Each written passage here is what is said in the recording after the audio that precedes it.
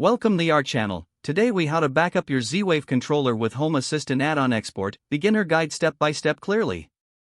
Begin by opening your Home Assistant interface. Log in with your credentials if prompted. Navigate to the sidebar on the left. Click on the Supervisor option to access the add-ons.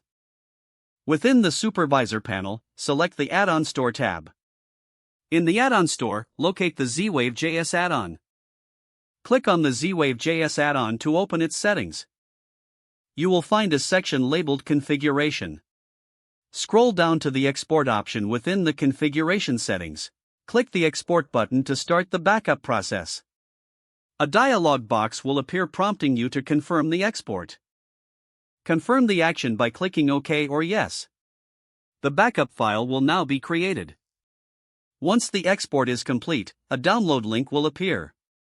Click on the provided link to save the backup to your device. Choose a secure location on your device to store the backup file. Make sure to rename the file for easy identification. You have successfully backed up your Z-Wave controller using the Home Assistant add-on. It is recommended to regularly perform backups for data safety. Always ensure your Home Assistant is updated for optimal performance. This concludes the basic steps for backing up your Z-Wave controller.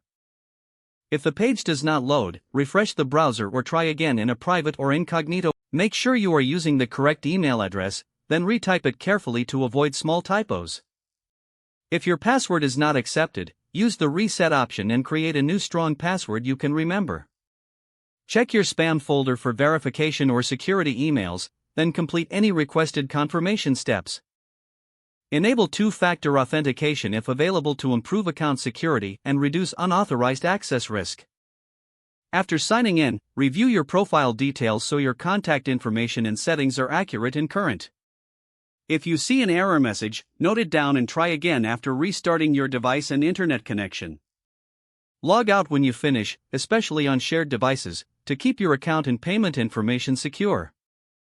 If the page does not load, refresh the browser or try again in a private or incognito window. Don't forget to like this video and subscribe to our channel for more step-by-step tech guides.